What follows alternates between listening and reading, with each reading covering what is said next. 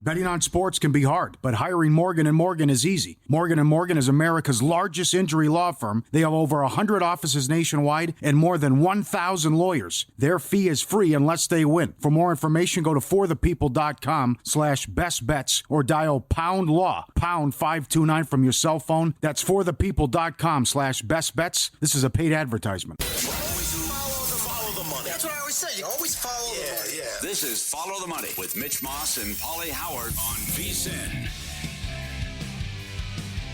Here we go. It is Follow the Money on VSiN, the Sports Betting Network. Mitch Moss, Paulie Howard with you. We are live, as always, in downtown Las Vegas from the Circa Resort and Casino. Loaded program today. Over the next 3 hours, Fantasy Football Hall of Famer Paul Charchian with his advice for this week in the playoffs, and also player props for tonight and this weekend.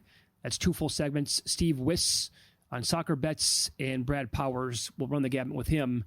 College football with the bowl game starting tonight, a bunch of them tomorrow, and of course over the weekend. Paulie, I'm looking at the screen right now. Chargers hosting the Broncos tonight in a very important clash in the AFC for playoff jockeying, and for both these teams. And the Chargers absolutely, I think, kind of have to have this game. So open 3. That didn't last for too long this week. Down to 2.5 with juice. And now they're 2.5, like minus 110 at a bunch of spots. Total is 41. I have to be honest. I know the Broncos have been the best team to date, ATS. I'm still trying to figure out kind of who these two teams are right now. You know what I'm saying? I think the Chargers are good, but they're not healthy, and they don't have many playmakers. So without Dobbins, and you don't have, other than McConkey, who are you going to throw the ball to? And certainly the defense was exposed last week too. So going to your point, you're right. Denver wins, they're in. They lose, they're still 85% to make the playoffs. Chargers win, they go over the win total, and then they become 97% to make the playoffs. Right. With a loss, they're still 73% because they close with the Patriots and the Raiders. Should be 2 wins. But they got to get the defense fixed, and they got to get healthy. And it starts with the quarterback, because Herbert has that bad ankle. I love him under 11.5, 10.5 rushing yards. He didn't even try last week. Not at all. It also impacts the play calling, and Roman talked about it. Him being hurt, not being able to move, dictates and controls kind of the stuff I'm doing and what I'm able to call. So without a running game and without a mobile quarterback and a compromised quarterback, and I got receivers banged up, they really struggled offensively, couldn't stop anything. And now they come limping in literally here, and it's a huge game, and I agree with the movement. On the other side, is it good Bo or bad Bo? 5 interceptions the last 2 weeks. It's if he doesn't turn it over, you'd think Denver's going to win a low-scoring game, but he's been bad in that regard the last 2 weeks. Let me give you this. So if you like Herbert's rushing yards under, which I agree with, how about his completions? And when you go to vsin.com, click on tools and go down to the NFL prop analyzer, his prop tonight for completions is 21.5. Do you know that Justin Herbert is 13-1 to the under 21.5 completions on the year? Oh, very good. Now, he's landed on exactly 21 4 times, including 3 out of the last 4. But is it juiced up this high because of the fact that, isn't that kind of correlated? He did not have a single rush last week, like you just said. Yep. So he's not going to be running much. Without Dobbins, this team cannot really run the ball. And oh, by the way, Denver's very good at slowing down other teams from that. And so it kind of figures that Herbert probably won't be rushing at all. The team, if they can't, maybe this is the first time. Well, you actually get 27 completions in one game this year. But that's amazing to me. I never would have guessed he was 13-1 to the under. So who's he throwing to? Because you're probably going to put Surtain on McConkey. And then do you trust Johnson? Well, we missed one here. And he's low. What do we miss? Your guy? No, McConkey would be the guy you figure. He's been hot lately. His last 4 games, he's had, in order, 5, 9, 6, and 6 receptions. But again, you pull up the NFL prop analyzer. He's 12-1, under 6.5 on the year. It was 6.5 last night. Under was like minus 170. 6.5s are completely gone. It's now down to 5.5 everywhere. And he is 9-4 under 5.5 on the year. But Surtain's going to be on him, like you said, you would figure for most of the game. So does that just completely neutralize him? If so, is it another big Stone Smart game? He was awesome last week. I loved him. But the rub with that is, and there's no Will Dissly in this contest, the Broncos happen to be elite against guarding tight ends. I'm kind of at the nexus of the universe here. That's right. Yeah, I think the total's too high as well. Yes, so do I. Could be an ugly game, much like the Atlanta game against the Raiders, and it could be all about field goals here. Although Denver's 11-3 to the over this year, first half, and 6-1 ATS on the road. You want a little no touchdown action tonight, back-to-back Thursdays? I don't hate it. 90-1. No Good touchdown. point. No touchdown first half would be Yeah. something I would look at. Now, here's what I was referring to at the open of the show and how I can't figure these teams out. Now, and maybe this speaks to more of how they might get blasted come playoff time. But if you go back and look at the last 5 or 6 games for the Chargers, as you mentioned, what happened to the defense last week? Allowed 40 points, and they gave up more than 500 yards to Tampa Bay. Tampa Bay's got a good offense. They were down 13-0 at Kansas City. Coulda, woulda, shoulda won that game, but they lost 19-17. They went to Atlanta 3 weeks ago. They won that game 17-13. They had zero business winning that game whatsoever. They lost to Baltimore. I thought that final score was misleading. And they beat Cincy 34-27 at home. Bengals could have won that game. And you flip it and you go with Denver. Well, I think we can all agree that if it wasn't for Jonathan Taylor and that double pass by the Colts last week, they're not winning that game. Mm-hmm. Yes. 31-13, misleading. The 41-32 win over Cleveland, that was a very losable game for them. They won by 10 out here against the Raiders. Probably should not have covered that game, but they did. They beat Atlanta by 32. That's the most impressive game they played. Of course, lost to KC. Field goal was blocked, and they got blasted by Baltimore by 31 the week before that. So are both these teams just completely fugazi? And it's more of a playoff thing if they both reach time to fade them at that point? Chargers are good if they're healthy. Okay, I don't disagree with that. Yeah, but that's, you're not going to get Dobbins back till the playoffs, and you got all these guys banged up right now too. So, and then you have to love both coaches as well to come in. And the win total was 5.5 for Denver. They're going to make the playoffs barring a collapse, and everyone expected the Chargers to do this and go over the win total as well. 8.5, at least get to 9 with Harbaugh. So to me, it's all about the props. Herbert-related stuff. You got to love the kickers here. 2 great kickers with big legs. You can find 48.5, longest made field goal. You want to get aggressive. Dicker's $2 over 1.5. That'll tell you what type of game it's going to be tonight. So, good points about Denver, though. But can you trust Bo not to turn it over? And do you want to go conservative if you're Peyton and don't want him to make a mistake? I have a pizza money bet, and by the way, we're going to take you. We're going to open up Mitch and Paulie's Pizzeria coming up in about 90 minutes here on the program. If you don't know what that is, it's a really fun segment where we ask for your feedback on kind of long shot bets. You put some pizza money on it, and we'll go over it and kind of grade them at that point. I do have a pizza money bet on this game tonight, and it involves which player is going to lead the game in rushing. And when you look again, Chargers can't run the ball. There's no Dobbins. Herbert is unwilling to take off because of the injury. Mm-hmm. And there's no McLaughlin tonight for the Broncos. Is this an Estime game? Is it a Javonte Williams game? His rushing attempts prop tonight is 10.5. In his last 5 games, in order, he has had 6, 4, 8, 9, and 1 carry. On his last 18 carries, he has accounted for 14 yards. Javonte Williams has been a dead man walking, and there's been a promo playing for a couple of weeks from John Hansen, the guru here, who does a show every day at 2 o'clock Eastern on VSiN, and he's spot on. He says, reminder, people, Sean Payton is poison for fantasy folks, and he is. So trying to figure out who that running back is going to be. Is it finally going to be a Williams game? I can't see it. Maybe it's more Estime, but I don't think either one of these teams will be able to run the football tonight. And to that note, the Broncos overall on the season, they are 4th overall in DVOA and number 2 in the entire league against the run. The Chargers are 16th overall against the run, but the Broncos are 29th running the football. Yeah, I'm shook from Sunday. They were terrible in that game. Oh, yes, they were. Knicks was terrible, and they were going to lose that game until Taylor did the unthinkable, and then the stupid double pass as well. So I'll tell you, 7.5 under first quarter looks great. Great. Come out, don't make a mistake, a little conservative football, and play the field position battle. Is there, do you want to do no score first 5? I saw $2, though. That's too much. You want to stretch it to 6 minutes? Do that. Yeah, that's probably better. But then again, he could hit Sutton for a big play, and these kickers are so good. That goes up in smoke, too. Sutton longest reception, 23.5.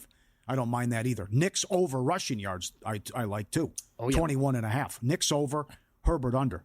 Really like that. And again, Herbert's only thrown, he got me last week, but he's only thrown 2 interceptions the whole year. That's right. Now I'm seeing at Caesars like $1.45 now, $1.50, no INT. Yeah. So school's out on that. I got a good question today, and I've looked for this this year in the NFL, but I can't find it anywhere. You know, we always talk about ladder bets, like who's going to go off 60, 70, 80 plus yards. The question was, can you find any book to go the other way? And this person was looking for Javonte Williams, like under 20 yards rushing in the game tonight. Alternate player props to the under, though. And I think that's a good idea for a game like this tonight. I think I'd be looking at several players. Yeah. Remember the first meeting, though? They toyed with them. Yeah. The Chargers were killing them. Then they got conservative, took it easy on them, and there were some late garbage touchdowns late. But I guess you'd throw that out now because it's kind of a different Charger team. At full strength, I think the Chargers are dangerous in the playoffs. Yes. This current version, I can't consider them as a threat. Broncos, because of the defense, is that a good enough unit to keep them in games? I mean, we're talking, they got killed by Baltimore, though, by 31. Yeah, everyone has a bad game, though. Yeah. That's right. But that's the one game that you say, oh, boy. But then they outplayed Kansas City and should have beat them on the road. Yeah, true. And yes, with the good defense, if you don't make mistakes, have some good wide receivers and playmakers, they can win a game or two. Yes. But I'll tell you, it's squeaky. Even though the odds say 85%, then it becomes squeaky bum time, though. They lose this game, then you go to Cincinnati. You're an underdog. Then you have to close with the Chiefs. Yeah. Who knows what happens there? All of a sudden, that's going to drop big time.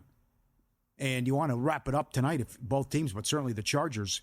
You're going to beat the Raiders and the Patriots, but you don't want to mess around here.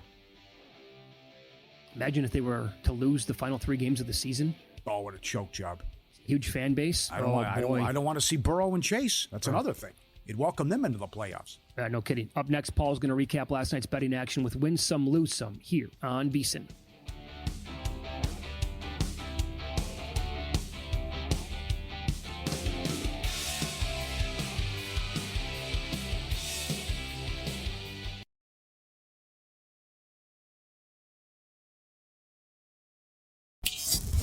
This is Follow the Money on VSiN. Welcome back. We go hardcore football here, 2 straight segments, NFL style, as Fantasy Football Hall of Famer Paul Charchian joins the program, GuillotineLeagues.com, and his podcast is called Fantasy Football Weekly, and he is on the Progressive guest line. Good afternoon, Charch. Happy holidays. How are you? I'm doing great. Thank you. Merry Christmas to you guys. Speaking of which, I guess, not to have an on-air production meeting, but are we doing this next Thursday? You guys in? Are we chatting? We're here. Damn right. There's a game. Come on. Right. Okay, good. I like that attitude. All right. Fantastic. Let's do it. What do you want? Let's start here. Let's go fantasy first. We'll go player props for tonight and this weekend coming up in the next segment. And I think the biggest question right now on the board is, like, Michael Penix overall. Is he worth starting this weekend in deep leagues? Well, I should say if you're in the playoffs and you need it in a pinch to start this guy. And also, I did notice that, like, at 250 yards for him passing this weekend was a pretty decent plus number. Like, what are you thinking is going to happen here with Penix against this horrible Giants defense? Yeah, okay. Well, a few things. First of all, I decided, just because for my own edification, I wanted to know how first start rookies have done lately, like the last 5 years. And so I brought it down to first round quarterbacks in their first start over the last 5 years. You tracking me with all that? Sure. First round quarterbacks, first start, last 5 years. 11 instances of that. Shockingly good passing results. And I don't have the exact number of passing yards on average, but it basically divided like this. There were 4 of the 11 that were disasters, 7 that were really pretty good games, and fantasy startable games. And to put it into fantasy points, which I know is not really actionable from a betting standpoint, but the 7 that performed well out of the 11, they averaged 20 fantasy points, which is a lot. And I was shocked that it was as good as it was. But get this, and might be more actionable from a betting standpoint. Of those 11 first round quarterbacks in the last 5 years, 10 of them lost the game. Yeah. Wow. 10 out of 11 lost the game. So even though some put up some good numbers, it wasn't ultimately games that they could win. And so, you could go money line against the Falcons and you'd have a lot of history on your side on these on first start NFL quarterbacks. I'm also wondering, though, like how many of those quarterbacks they went back and looked at were actually starting in week 1 and they had the entire offseason and summer and training camp to get ready for that game. Yeah, and I didn't divide it up that way. Now, what I do like about Penix, and I'm ultimately glad that he's starting here. Cousins absolutely deserved to be benched. The way he had played in the last month was awful. And the arm is just dead. Yeah. And I did, there were some people who felt like the Achilles was going to affect his arm strength. And I kind of blew it off a little bit because I felt like he was never a guy. I felt like the arm strength wasn't that bad to begin with. And he was never a guy who needed mobility, but the Achilles is just completely destroyed Cousins' entire career track. At the University of Washington, Penix, he was an accurate downfield passer. And I think the Falcons need it, man. They need some juice. They got an ugly win last week against the Raiders. They're still in the playoff hunt. They need to open up this offense, and I think they're going to do it. And we're going to see some downfield passing with Penix in this game. That would be something if he can save the season, and it's a big reason why is because of what hat they wore in the offseason. How about what do you want to do with Mahomes here? Reed says he looks good to go. Okay. Yes and no. I'm worried about this game a couple of ways. First of all, bad ankle. And if you think about so much what makes Mahomes magical is the mobility, his ability to get out of a pocket, extend plays. What if the mobility just isn't there for him to slide to his right and, throw on the run? What if that gets disrupted? But then there's the bigger issue. That left tackle spot is a disaster. They had DJ Humphries in. They've had Joe Thuney in the last 2 weeks. Just those two guys alone in the last 2 weeks have given up 15 quarterback pressures. Oof. And here comes Will Anderson and Danielle Hunter. So you've got a collapsing pocket on Mahomes' blind side. He doesn't have the mobility to get away. I think we're going to see a lot of short, rushed passes from Patrick Mahomes that is not going to calculate into fantasy success and a lot of on-field success. So I'm nervous about Patrick Mahomes. He drops way out of my starting grading. It's the lowest grade I've given him all year. Quarterback 20 for me this week. And I think you need to find help elsewhere here. Well, maybe that help could be Michael Penix, like we talked about.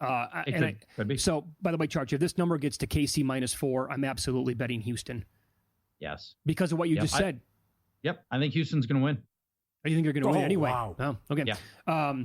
Okay, so this is devastating to me, not from a fantasy perspective, but from a player prop perspective, because Jerry Jeudy has been absolutely on fire. Yeah. And the reason why is because of Jameis Winston. And now the Browns, because Winston is a turnover machine, as we all know, they said, well, that's enough. So they're going to go to DTR. But now there's no way I'm betting Jerry Jeudy this week. What do you want to do from a fantasy perspective? Yeah, no, you're absolutely right. You can't. I mean, here's the funny thing about DTR. If you go back to the first meeting between these two same teams, right, Cleveland and the Bengals, that was the game in which Deshaun Watson got knocked out of the game. He tore his Achilles. DTR came in. He threw 2 interceptions and he got yanked for Jameis Winston. And it was Jameis Winston since then. Dorian Thompson-Robinson is objectively awful. Yes. He's thrown 146 NFL passes. That is not a tiny sample size. I mean, that's enough you can glean something. He has 1 passing touchdown and 7 interceptions. Oh. Over the past 2 years, of the 62 quarterbacks that have thrown at least 100 passes, Dorian Thompson-Robinson, dead last, 62 out of 62 in passer rating. I don't think he finishes the game. Ooh. I think they'll flip this just like last time. I could see a real scenario where DTR is so bad that they flip back to Winston mid-game. The only saving grace here is that the Bengals are a certifiably awful defense. Mason Rudolph and Cooper Rush just passed for multiple touchdowns against them. Yeah. So there is that, but still, I can't advocate putting your money or your fantasy team into the hands of Dorian Thompson. That was awesome. As a Hall of Famer, what's your best advice now that we're in the semifinals about maybe a sleeper or do's and don'ts and stuff you got to be careful about now that it's so important now? Same thing as last week, which is don't just start the same guys that got you here. Your fantasy team, fantasy owners think that they made the playoffs, and so that their roster has been like somehow sanctified because they're in the playoffs. But there's all kinds of evolving situations in the NFL all the time. It's a forever changing drama, including now where guys are emerging like Jalen McMillan. Absolutely start. This is the Tampa Bay wide receiver. Absolutely startable, coming on strong the last 2 weeks. He might be better than the guy you're flexing right now. So just always be looking for ways to improve your roster, even now in the playoffs. Don't be complacent. Totally agree. And I was shocked last week when I tweeted out, it's for me anyway, it's a tradition unlike any other. I overthink my playoff rosters so much that it drives me crazy. And everybody's like, stick to the guys who got you here. I'm like, that's not how I think. You can't do that. You got to go based on matchups and everything else. As expected, A.J. Brown ate last week for the Eagles after complaining. It was a big deal, obviously. He went nuts. Are you expecting similar results against this Commanders defense on Sunday? I'm not. Nope. And fantasy players, and he did. Squeaky wheel got the grease last week. That happens with superstars all the time. But the Eagles are who they are, which is the lowest running team in the league. They have the lowest run play percentage. The highest running play percentage, the lowest passing play percentage, just 44%. And A.J. Brown has been totally scattershot all season because of that. And here's the other weird thing about A.J. Brown. He's got this big frame. He's one of the biggest, most physical receivers in the league. They never go to him at the goal line. Even, they got the tush push, which I totally get. But inside the 5-yard line, A.J. Brown needs to take about 3 strides forward, box out his defender, and now you got this gigantic target you could throw to. A.J. Brown has been targeted inside the 5-yard line 0 times this year. Ooh. Those are easy touchdowns that he does not get. Now, specific to this week's matchup, which I find fascinating, Marshawn Lattimore comes back for the Commanders last week. He is a good cornerback, and he's one of the most physical cornerbacks in the league. 0 targets in his coverage last week. The Saints never went his way. Now, Lattimore, I believe, is going to get a lot of the A.J. Brown assignments in this game because he's so physical, because he loves to tangle with other big-bodied receivers. And that could limit A.J. Brown as well because Lattimore's really good. And if we go to the previous game for A.J. Brown, he put up 5 catches, 65 yards in the previous matchup with Washington. And I feel like that's the same ballpark we're in here. All right. Very good. College football playoffs start tomorrow. No better way to get game ready than with the VSiN College Football Playoff Betting Guide, packed with everything you need to make smarter bets, previews of every first-round matchup, the full preview, props, picks, the brackets, and every bowl game pick from Brent Musburger and Steve Makinen. Get the new holiday special, and the guide comes with it. Everything we do through May 1st, $79. VSiN.com/subscribe. Lock it in today. VSiN.com/subscribe. Up next, Charch is going to tell you who he likes tonight, including a first touchdown bet. And is this going to be like everything under with the running backs as we continue here on VSiN?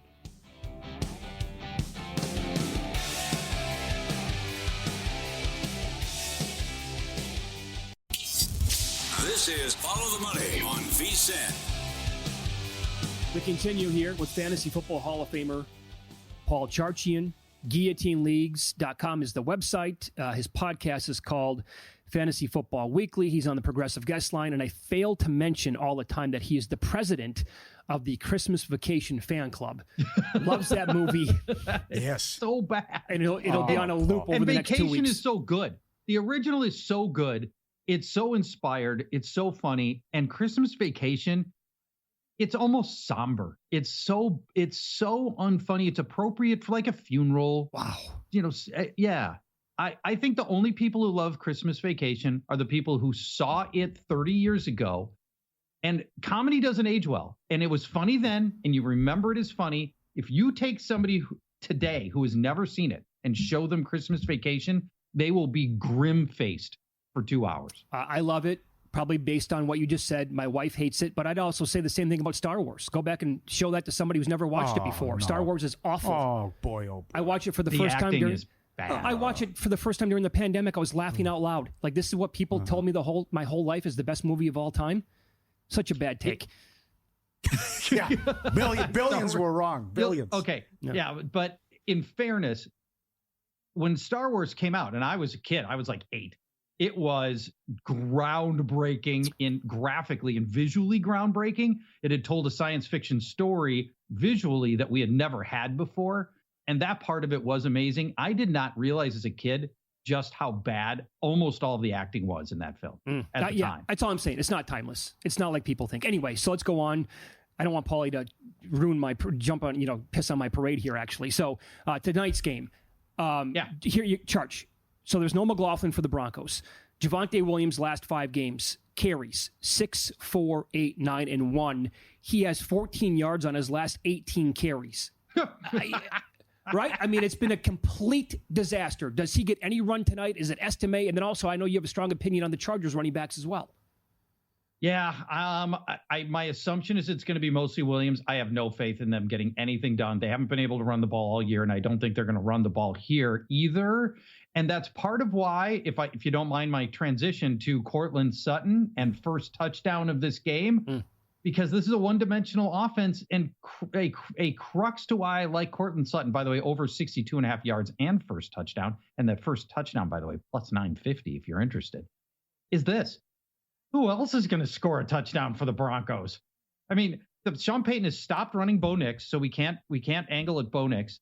The backfield, total disaster for everybody. No team uses their tight end less than Denver does. And at the wide receiver position, there's Courtland Sutton, who's on the field like every snap. And then there's just a rotation of 4 guys, Mims and Vele and Humphrey and Franklin. So there's almost nobody else. If you think the first score is going to come from Denver, how does it not be? It feels like it's got to be Sutton. So I like that angle. And then the over 62.5 yards. So here's the deal in the Chargers cornerbacks.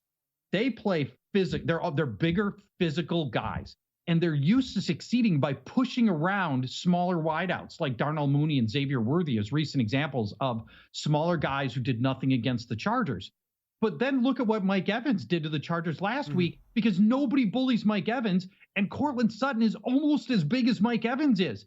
He's not going to get pushed off his routes like the other guys do. So I like Sutton here. He's scored against the Chargers in the previous matchup. He has scored against the Chargers in 3 straight games. So I like Sutton here, the over 62.5 yards, and I like the first touchdown at plus 950. All right. Very good. Let's go to the Baltimore Ravens playing Saturday against the Pittsburgh Steelers in a rematch in a game that Baltimore lost the first time around. Yes. So you had a theory that the Ravens might dial it back with Henry as the season progressed, right, to save him maybe for the playoffs. What do you want to do with Lamar, who his mom called out, and he was running wild again last week? Kind of, sort of, anyway. And Derrick Henry in this game. All right. So now last time these teams played, the Ravens ignored Derrick Henry. He had just 13 carries. And they lost, and they only scored 16 points. They're going to flip this thing. Your crack production team has done a great job with this graphic that I want to show you about Derrick Henry right here. Look at what happens to Henry on games off rest. Now, he only had 14 carries last week because they got way, way ahead in their game, and they rested Henry. So week 5, Henry had 15 carries. The next week, 24. Week 8, he had 11 carries. The next week, 23. Week 11, he had 13 carries. The next week, he had 24 carries. This is going to be a Derrick Henry-led game. And this is this is the path to victory right here on the ground with a bunch of Derrick Henry. So Derrick Henry's carry number is 18.5 carries. I like him over the 18.5 carries. And conversely, Lamar Jackson, under 18.5 completions. They happen to have the same number, 18.5. So if I'm going to go Henry all in on these carries, let's go with the under on Lamar Jackson as well. Let's talk about that for a second. Opposing quarterbacks against Pittsburgh, and 18.5 is a small line. It's a small number. We're going to accept that. Opposing quarterbacks against Pittsburgh, under 18.5 completions 6 different times this year, including Lamar Jackson in the earlier matchup, where he only had 16 completions in that game. He only completed 45% of his passes, and Jackson always struggles with Pittsburgh. Across his career, 5 starts, he's averaging 19 completions, 213 passing yards, and just 1 passing touchdown. He's never scored a rushing touchdown against them either. I'll mention that. And the Steelers have got a great pass rush, obviously, and TJ Watt now expected to play. They took him off the injury list today. So a lot of things to like here about a Derrick Henry-led game plan. that I think is actionable for you. Very good. Do any of these Chicago players go off against the Lions with 16 guys out on defense? 16 guys. I've been doing this a long time. I don't think I've ever seen. We've seen teams put 16 guys on IR, but not on one side of the ball. I mean, it's staggering right now. So there are great matchups all over the field, individual matchups. DJ Moore and Keenan Allen, love both of these guys. They're going to go up against Terrion Arnold and Amik Robertson, respectively, as cornerbacks. They have Pro Football Focus grades of cornerback 114 and cornerback 100. And those are the good cornerbacks. The other cornerback that's getting forced onto the field, my favorite guy, Kindle Vildor. We've been targeting Kindle Vildor for 3 seasons now, going back to his days in Chicago. His Pro Football Focus rank is cornerback 120 out of a possible 125 in coverage. He replaces Carlton Davis for this game. Roma Dunze could be a factor. Dunze lines up most often on Kindle Vildor's side of the field. So game on for those receivers and Caleb Williams, by the way. Williams, when these teams met in week 13, Williams threw for 256 yards and 3 scores. I think we forget that because of how everything unraveled on Thanksgiving Day at the end of the game. But Caleb Williams was cooking in that game. So I think Caleb Williams in this passing game in particular, I'm not as high on the running game, are really potentially sitting on nice games here. All right, Charge. The Arizona Cardinals, Kyler Murray, I think the entire organization, they're making it clear to the entire public that they want to get Trey McBride a touchdown. Yeah. So his odds to score, he's having a great year, but no touchdowns. So do we finally bet him at the reduced price that books are offering on him or no? It is a terrible price. So don't put any real money on this, but I want in on the action on this. It's only plus 125 for a guy who hasn't caught a touchdown in 15 weeks, right? So it's ridiculous that it's only plus 125. But if you don't know, Trey McBride, Arizona tight end, has somehow caught 89 passes without a receiving touchdown, an all-time futility streak in the history of the NFL. Wow. And you mentioned Kyler Murray's Instagram said 85 will touch the end zone soon. I promise. 85 is the number that Trey McBride wears.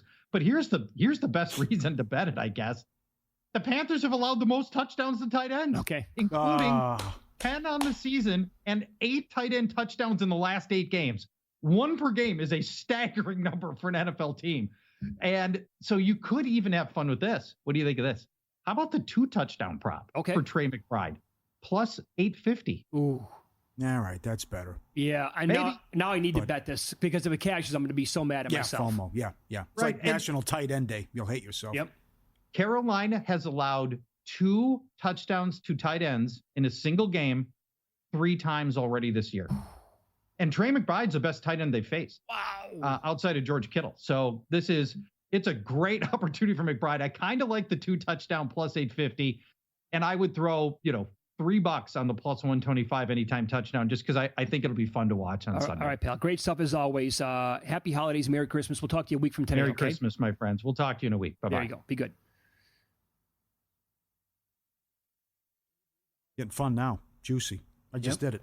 So looking forward to that. Going to be awesome. Yeah. Can you believe the holiday special is only $79? I just did it. I know. It's only $79. You get all access here at VSiN until May 1st. Expert picks for every major sport. The VSiN expert leaderboards, exclusive betting splits. Go to vsin.com/subscribe. Good job, kid. Best bets in soccer. Steve Wiss. We got an update. What's a fair price on Man City to get relegated? We'll ask him next.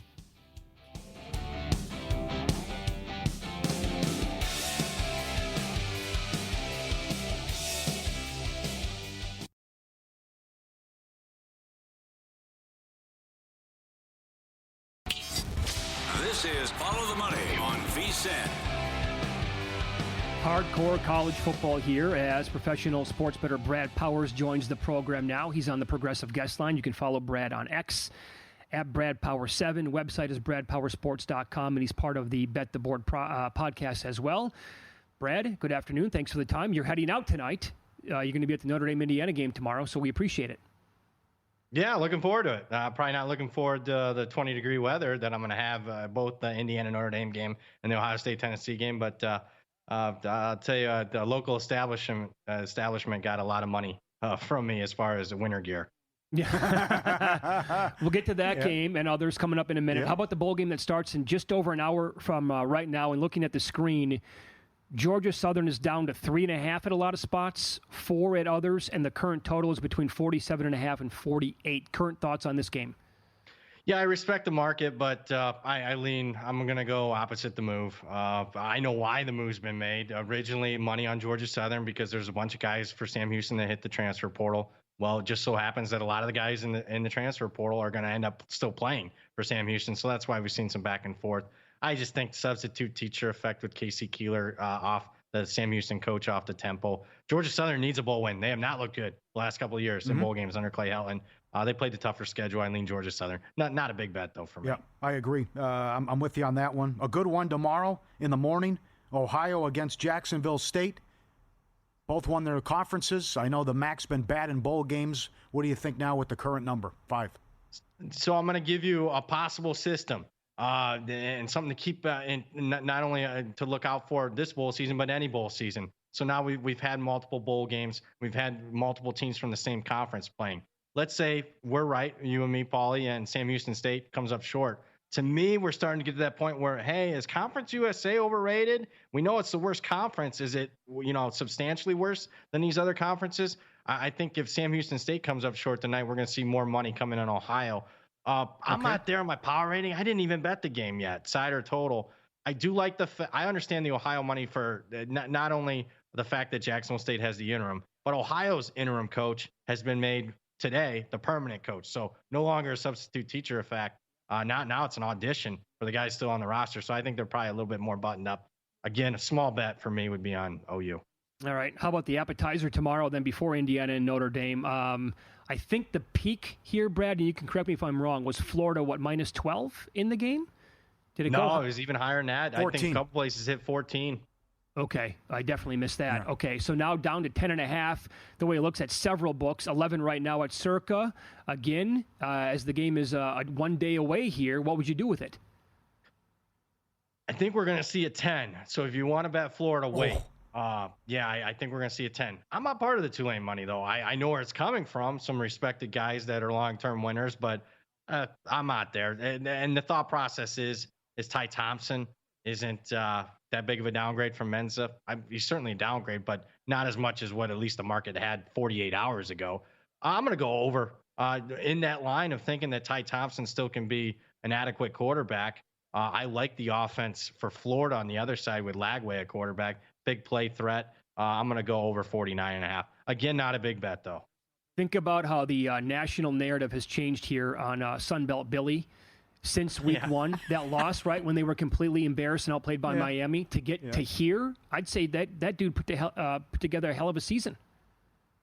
Yeah, and it honestly started with that, dreaded vote of confidence. Yeah. But honestly, it started before then. They were playing hard. They could have beaten Tennessee on the road. They didn't give up in that game. They played Georgia incredibly tougher than that final score indicated in that game. So they were still playing hard with not much to play for. And, the LSU game really changed their entire season around. And then they backed it up with a big upset over Ole Miss, and they beat their rival Florida State. That trajectory, and then the great recruiting class. Lagway is coming back. I mean, it could have gone either way, really. Probably one game result could have went either way. He's fired or he's coming back, and it just shows you the fine line. A guy being fired, and maybe a Florida team probably enters next season with a weaker schedule, easily in the top 20. You got the hat on. You're a Notre Dame guy. I'm with Mitch. I think they can win the whole thing. It starts tomorrow. Pat Forty and Dan Wetzel said last time Notre Dame won a huge /postseason game, 1993. Do you agree with that assessment and that range with the year? Yeah, it's been since the 93 season. It was January 1st, 1994. They beat Texas A&M in the Cotton Bowl. Some people thought that would give them the national championship, but it didn't. Florida State ended up with the team they beat. I remember it well because I broke my heart as a kid. But they haven't. I mean, whether it's the BCS era, whether it was the playoff era, they haven't won a major postseason bowl game. I think they've lost 10 in a row. This would be a major postseason game. Difference is it's at home. It's against they're favored. They were an underdog in all 10 of those games. That's what people don't understand. They were actually expected to lose those games. Now, they came up short against the spread in quite a bit of those. But what do I see here? I think 7's the right number. I mean, if it got any lower, I would be interested in Notre Dame. I understand the Indiana money. I'm part of the Indiana money. I bet it on open. I'm kind of contrarian. Everyone I talk to likes the under, but the over, the money keeps, the total keeps going up. And I agree with that move. And that would be my lean right now at current. I think Indiana's run defense is overrated. They have not faced a single team in the top 50 in rush offense. Notre Dame's top 10. And I think Notre Dame might be the most dangerous rush offense when you can, Jeremiah Love, Jadarian Price, and then obviously Riley Leonard's legs. Not many teams can have that. And then on the other side, I think Notre Dame's pass defense is overrated. Played a couple service academies, played a couple teams that were starting backup quarterbacks. We saw, the USC game, they get exposed a little bit on that back end. So I think Indiana's passing attack can have success. So add the two together and lean over here. I'll tell you where I think I'm going to be a contrarian, and that is if the Fighting Irish tomorrow night, if they blow out Indiana. And it's like, it's wire to wire, and they're awesome. And then everybody is going to be picking them to beat Georgia. And like if they're a 3-point favorite in that game, the look ahead was 2.5, whatever that might be. And I know the Georgia backup quarterback, if he's going to be the one playing, I don't like that at all. But with that, they're going to be so trendy at that point, Brad, I might have to go the other way. I'm really anxious to get to that game to see where the line is first and then to see where people fall. I think the public would want to bet Georgia, believe it or not, because they'd have a plus sign next to them against Notre Dame. At least people in the South could not comprehend that. I think there's some professionals that would really like Notre Dame, that would really question Georgia's passing attack. I would be on Georgia. In fact, I've already bet Georgia in the game. Anything Georgia underdog, I like. I think they'll have a chip on their shoulder. I mean, they've only been a dog twice this year. You know what 2 games they were. Their 2 best performances, both against Texas, outright wins. How about this now? SMU, from the death penalty to June Jones to American Athletic, and then you level up, and here you are in the ACC title game, and now you're in the playoff. I think all the pressure on Franklin and Penn State going to be cold. No surprise, Penn State 8.5. What do you think? I think for a relatively dead number of 8.5 in the market, it hasn't moved for 10 days. That kind of tells you that probably a pretty good number. I made it like 9.4, so I kind of lean Penn State. Haven't bet it though. What do I see? Well, I think you hit a couple of points. It is going to be cold. I know it gets cold in Dallas, but not this cold. So I'm anxious to see how SMU handles that. They did not handle at least the start of the game against Clemson, the atmosphere, the expectations. They played a little tight. Now you're right. They're not playing with as much expectations now. They've already made the playoff. They're an underdog. People don't expect them to win the game. So maybe they play with more of an edge. James Franklin doesn't win big games, but last I checked, SMU is not Michigan, not Ohio State. They're not in the top 5. He's expected to win the game by more than a touchdown. Usually wins these games. If I had to play it and I haven't yet, I lean Penn State. Okay. And you've been calling, since the matchup was announced, I think you made it crystal clear that you love Texas in this matchup against Clemson. The point spread's kind of been all over the place. It's been dropping, and now I look at the screen as high as 12.5 at multiple spots. Thoughts on the current number, and where do you think that number closes, Brad? Yeah, I think it's going to close 13.5. So finally the market's starting to come around a little bit, which I thought it would. I can't paint a scenario for Clemson to have much success here other than when Ewers turning it over, which he's capable of. Texas long drives ending up in field goals or 0 points instead of a touchdown. So that can also happen. But if you told me Texas plays a relatively clean game, I think they blow Clemson out. Clemson team total under, I'm starting to talk myself into that a little bit more. I think that's my favorite bet right now on the board. Take your betting to the next level by playing the ponies on First Bet. Del Mar, Gulfstream to the Kentucky Derby and Preakness. First Bet has you covered. Sign up firstbet.com. Promo code VSIN200. Claim a 20% rebate for your first 60 days up to $200. Head to firstbet.com today. Reading your newsletter today, I don't blame you. It sounds like you're a little perturbed and shocked that the NFL is going head-to-head against 2 playoff games. Yeah, not surprised, but yeah, they're definitely gonna the TV ratings are gonna favor the NFL on network television. Are people gonna find these playoff games? Or on TNT? When was the last time you watched a college football game on TNT? That's a great question. Yeah. They're gonna be looking big time. They're gonna have to search for that, no doubt, come Saturday. We'll continue with pro bettor Brad Powers. He really has this thing figured out because he's also going to go to the Ohio State game against Tennessee on Saturday. We'll ask him his thoughts on that and also FCS playoff games as well next here on VSiN.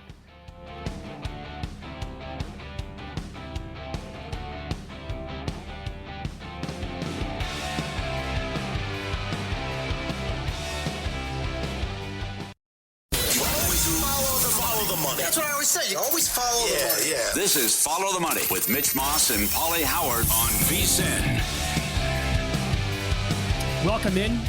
We are live in downtown Las Vegas from the Circa Resort and Casino as we continue here talking college football with professional sports bettor Brad Powers. You can follow him on X at BradPower7, website BradPowersports.com, part of the Bet the Board podcast. He's on the Progressive Guest Line. So, again, you're going to go to the Notre Dame game against Indiana tomorrow. Then on Saturday, you're also going to be in attendance for the Ohio State-Tennessee game. Great job by you. I love the thought process taking in both these games. And I think that every person in the world is on Tennessee, plus the points, which scares me because I bet them as well right away. What do you think here with Ohio State, a 7.5-point home favorite? Yeah, I'm contrarian. I think the Buckeyes are the right side.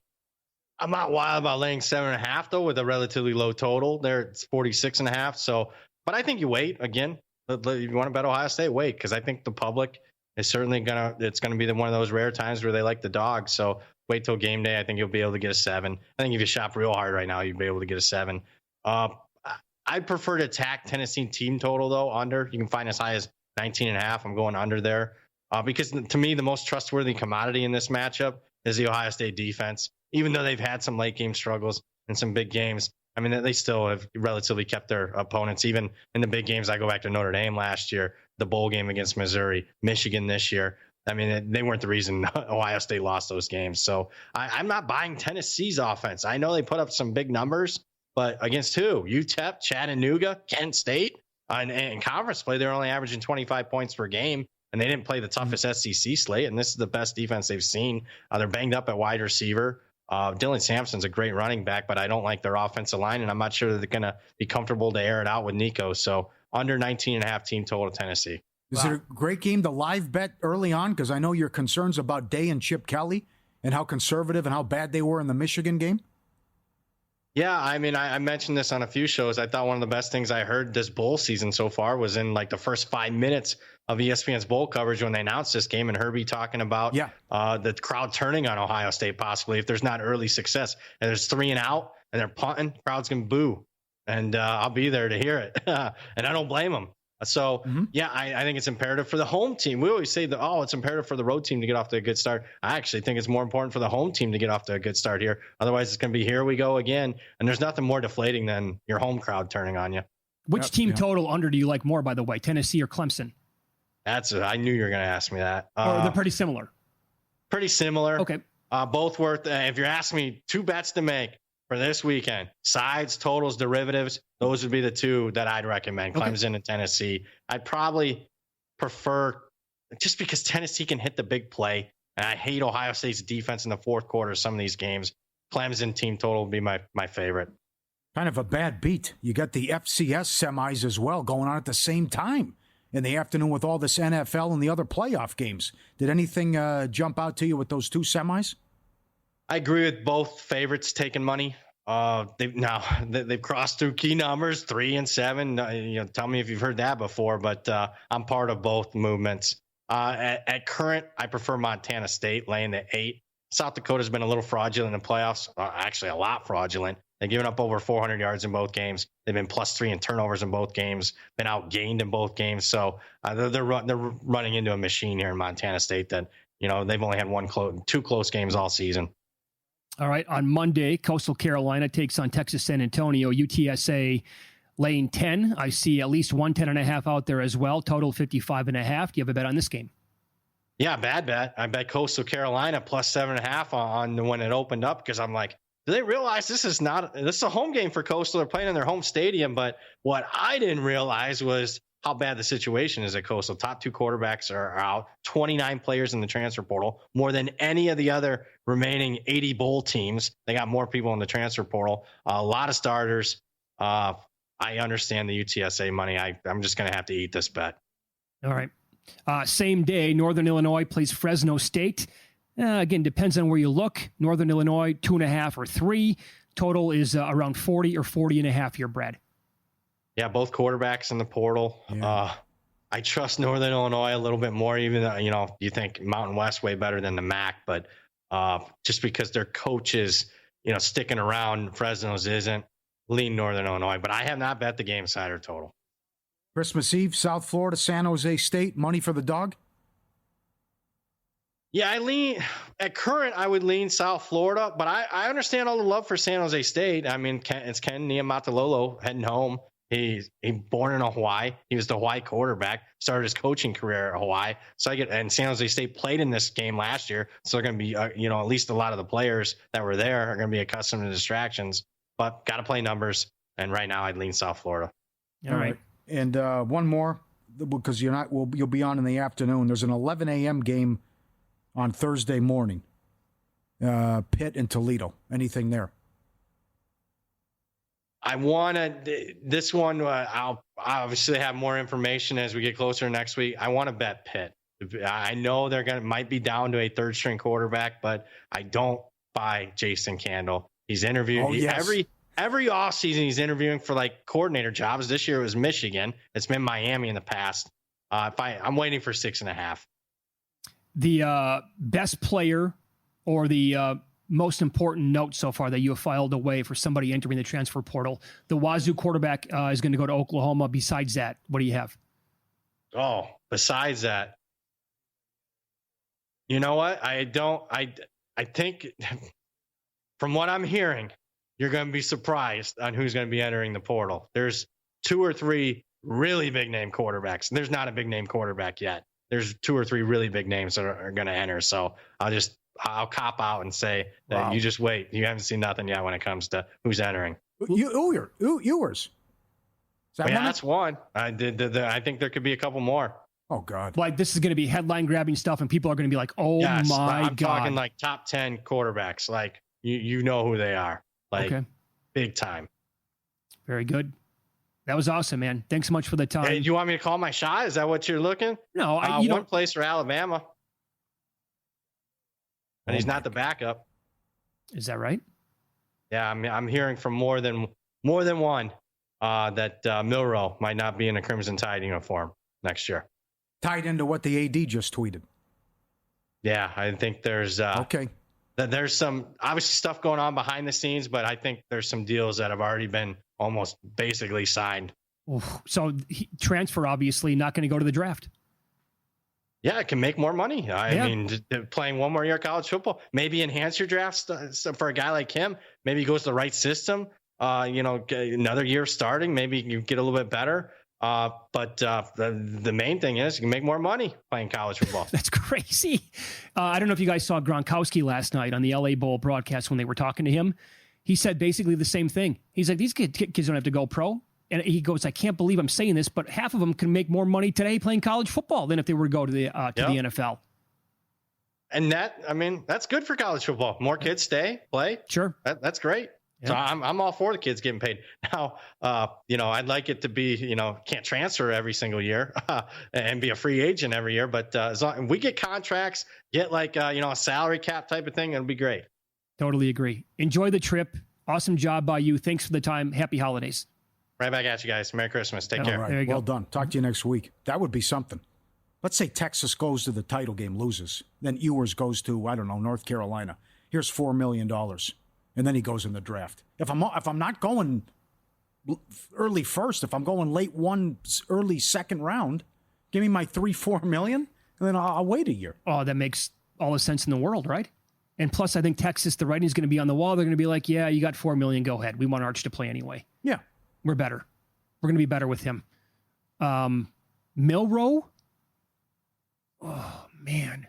Man, this is so funny to me. Early on in the college football season, Quinn Ewers was thought of as potentially the number 1 pick in the draft. Mm-hmm.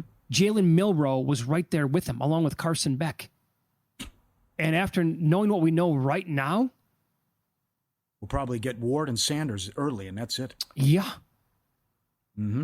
Wasn't there a mock recently that only had 2 quarterbacks going in the entire first round? Yeah. Right. Field Yates, and you're right. Oh. But that goes back to still the Cam Ward stuff where people didn't like how I don't blame him for how the final 6 games went at Washington State. And then he was in the Heisman discussion. I wonder what it would take for a university to come up with enough money to pull Arch Manning away. Is there a number in the world that would make sense for him? All things considered?